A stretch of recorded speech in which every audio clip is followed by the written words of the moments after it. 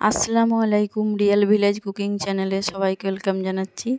আজকে আমি বানাবো ছোলার ডালের হালুয়া রেসিপি।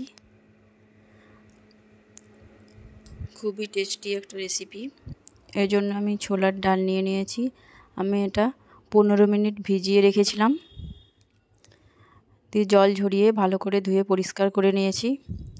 এটা আমি পেস্ট বানাবো। মিক্সিতে দিয়ে একটা স্মুথ পেস্ট বানিয়ে নিয়েছি। এই যে এরকম করে, কোনো দানা ভাব না থাকে, ভালোভাবে পেস্ট বানিয়ে নিতে হবে। এবার আমি একটা কড়াইয়ের মধ্যে নিয়ে নিয়েছি ঘি, দেশি ঘি। এর মধ্যে আমি হালুয়াটা বানাবো। আমি যে ছোলার ডালের পেস্ট বানিয়ে রেখেছিলাম সেটা ঘিয়ের মধ্যে দিয়ে দিলাম। এটা আমি ঘিয়ের মধ্যে নাড়াচাড়া করে নেব। আপনারা চেষ্টা করবেন দেশি ঘিয়ে বানানোর, কারণ এর টেস্টটা খুবই ভালো আসে। আমি সামান্য পরিমাণে ফুড কালার অ্যাড করে দিচ্ছি। ফুড কালার আপনারা চাইলে এটা স্কিপ করতে পারেন, দিলে কালারটা ভালো আসে। খুব ভালোভাবে আমি নাড়াচাড়া করে নিয়েছি। হালুয়ার মধ্যে আমি ভালোভাবে মিশিয়ে নিয়েছি। এবার আমি অনবরত নাড়তে থাকবো।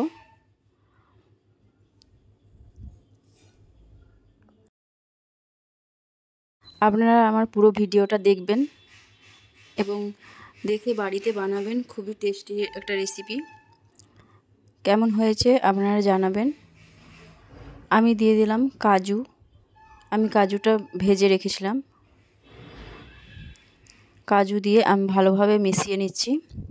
একটা হাতের সাহায্যে খুব ভালোভাবে এইভাবে মিশিয়ে নিতে হবে, অনবরত নেড়ে যেতে হবে। এর মধ্যে এবার অ্যাড করব নারকেল কোড়া। আমি কিছুটা পরিমাণ নারকেল কোড়া আমি অ্যাড করলাম। এটাও আমি একটা হাতের সাহায্যে ভালোভাবে মিশিয়ে নিচ্ছি। নারকেল এবং কাজু ড্রাই ফ্রুট দিলে খেতে খুবই ভালো লাগে। আমি দিয়ে দিলাম চিনি। এরকম ছোট বাটি 2 বাটি আমি এখানে চিনি অ্যাড করলাম। চিনিটা খুব ভালোভাবে মিশিয়ে নিচ্ছি। হালুয়াটা আমি লো ফ্লেমে বানাবো। অনবরত নাড়াচাড়া করে যেতে হবে, নাহলে তলায় এটা লেগে যেতে পারে।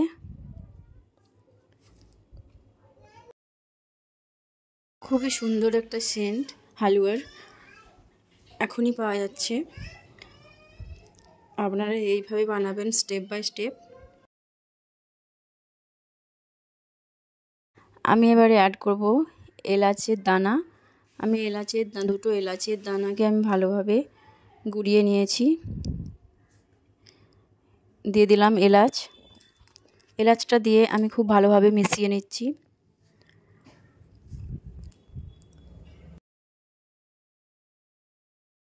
এখনও আমি নাড়াচাড়া করে ভালোভাবে এটা রান্নাটা করে নেব। এখানে আপনারা মিষ্টিটা চেক করে নেবেন। এই হালুয়া বাচ্চা বড় সকলেই খেতে পছন্দ করে। আমাদের বাড়িতে বাচ্চা সকলেই খুবই পছন্দ করে। আমি প্রায়ই এই হালুয়া বানাই।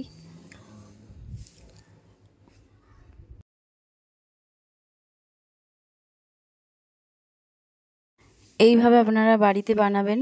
কোনো গেস্ট এলে খুবই প্রশংসা পাবেন। এইভাবে যখন উঠে আসবে তখনই বুঝে নিতে হবে হালুয়াটা আমার প্রায় হয়ে গেছে।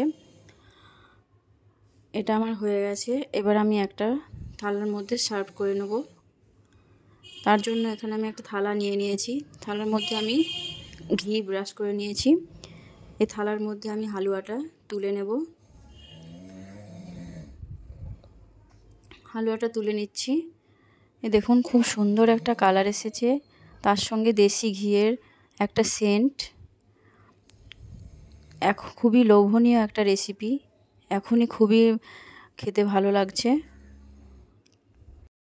আমি এখানে মিষ্টিটা আমি একটু টেস্ট করে নিয়েছি। আপনারা মিষ্টিটা চেক করে নেবেন। এবার আমি এইভাবে হাতা দিয়ে চেপে চেপে চারিপাশটা খুব ভালোভাবে চেপে চেপে বসিয়ে দিচ্ছি।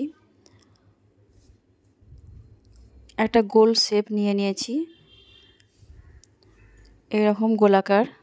খুব ভালোভাবে চারিপাশটা আমি হাতার সাহায্যে শেপ দিয়ে নিয়েছি। এটা আমি কিছুক্ষণ ঠান্ডা হতে রেখে দেবো। যতক্ষণ ঠান্ডা হচ্ছে আমি অপেক্ষা করব।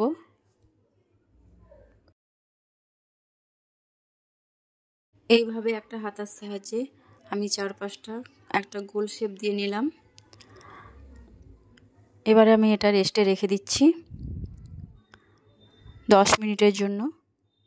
ফিরে আসছি 10 মিনিট পর। এটা খুব ভালোভাবে ঠান্ডা হয়ে গেছে। আপনারা চাইলে এটা ফ্রিজেও রাখতে পারেন। আমি এটা এবার একটা চাকুর সাহায্যে কেটে নেব। এই যে এইভাবে করে আমি কেটে নিচ্ছি।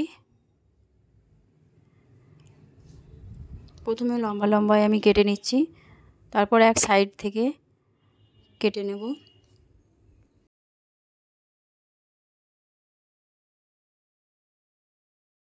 আপনারা চাইলে চৌকো করেও কাটতে পারেন বা একটু আড়াআড়িভাবে কাটতে পারেন।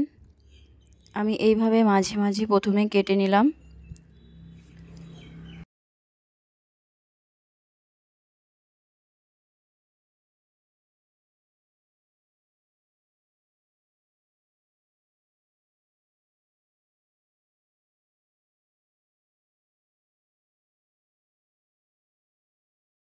এবার এটাকে আমি আড়াআড়িভাবে কেটে নিচ্ছি। আপনারা চাইলে অন্যভাবেও শেপ দিতে পারেন। আমি এটা খুব ভালোভাবে কেটে নেব। এটা আমি ফ্রিজে রেখে দেবো। আপনারা এটা 15 থেকে 20 দিন খুব ভালোভাবে খেতে পারবেন ফ্রিজের মধ্যে রেখে।